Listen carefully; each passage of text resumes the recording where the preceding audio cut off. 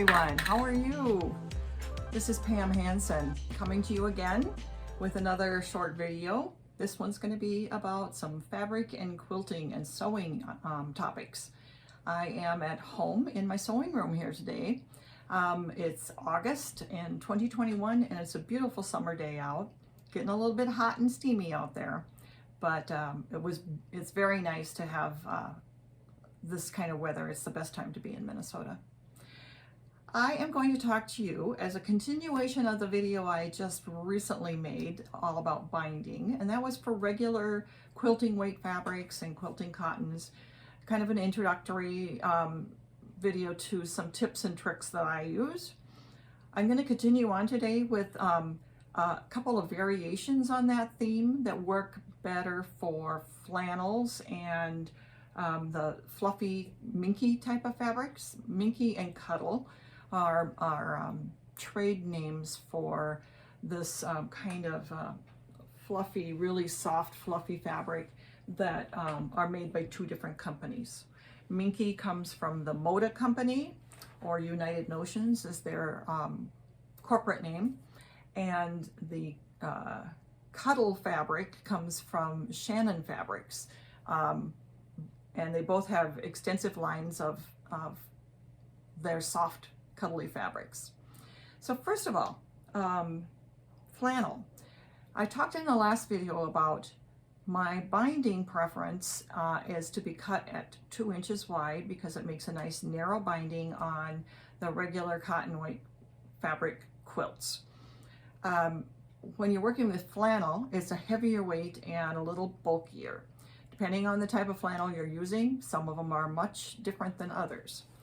Here's a quilt that I made that was just out of a bunch of random fabric leftover scraps that that are all flannels, and I put them all together in various blocks and sewed them all up, and it's going to make a nice warm winter coat for somebody.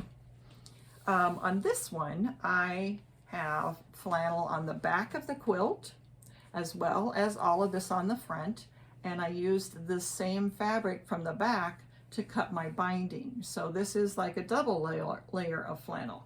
This is not the world's thickest flannel here. It I purchased it, it was actually a double wide back size of flannel from a local fabric and craft store. And the color and the style fit this quilt top, so I went with that. I cut this binding strip 2 1/4 inches wide.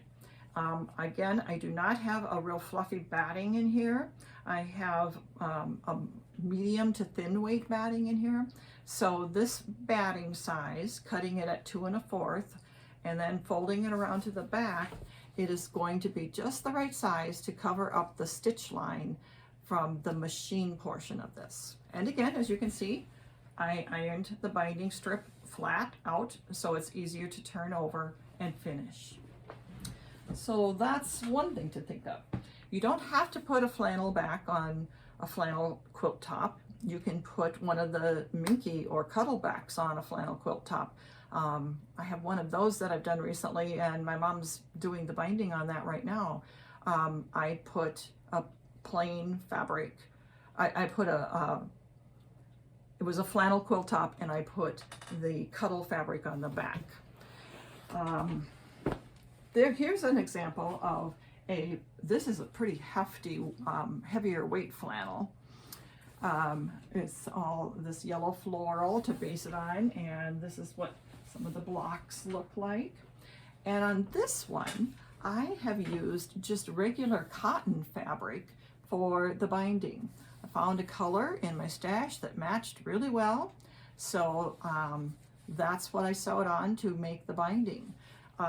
This one I cut at probably 2 1/4, I believe, to get enough space to fold it around and stitch it down on the back neatly and cover up that stitching line.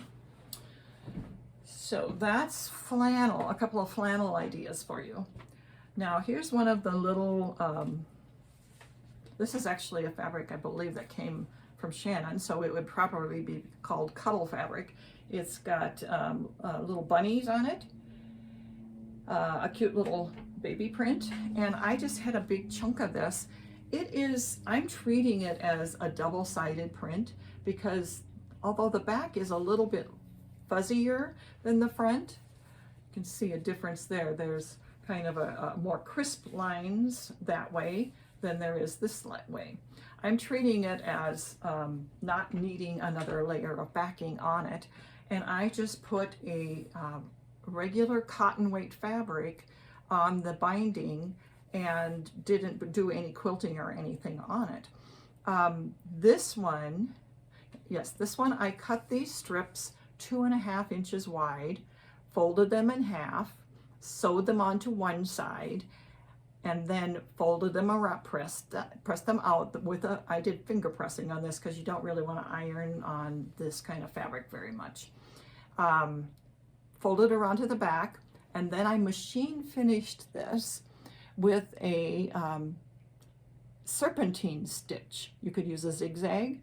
This one is a serpentine, labeled a serpentine stitch on my Bernina. It's a stitch number 4. And you can change the width and the length of the stitch to vary it to what you want, and you just need to sew up a few samples, do a few little practice with that to find the right width and length for what you're using. Then that I sewed from the front, making sure that my stitches were straight in a row on this side, and then they caught that folded edge in the back.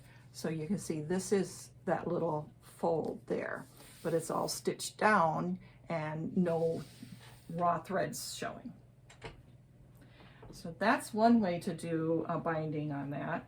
Now here is another little Minky type of fabric that is pieced blocks of different colors and sizes on the front, and then on the back it is a solid one color of Minky fabric on the back. So there's textured fabric there and there's textured fabric there. So for this I needed to cover up that raw edge, and I follow the directions that I found on shannonfabrics.com, some tutorials, and they recommended a strip that was 1 3/4 inch. I tried that and it was too narrow for me. So I went to a 2-inch strip, and I used a 1/2 inch seam. They recommended a wider seam on that. The other bindings I've used a 1/4 inch seam. You don't press and crease this binding strip before you sew it on. You just lay it right sides together, and with the edge of your quilt top, and make a half inch wide seam, and then you fold. Actually, this is where, I made the seam on the back side, and then when it was folded around, this actually was a raw edge. But I used, again, that serpentine stitch in a little bit tighter stitch, and it covers that serpentine edge, and covers that raw edge. And after it was done, it looked nice on the back, it looked nice on the front. I put it in the dryer to run it a little bit to get any loose fluff off of that raw edge. This is notorious for causing a lot of lint and fluff in the air. But that's what I did for that, and it has turned out pretty well. I like doing it that way. So I will try doing it that way again. I hope that you've gotten some information out of this that might be useful for you. Please give me a comment or questions if you can. Give me a thumbs up if you like this. And if you want to follow me, click that subscribe, and you'll find out my future videos, which might be about camping or quilting or knitting or my garden, my front yard, or any of those kinds of topics. So take care, have a good day, and happy stitching. Bye-bye.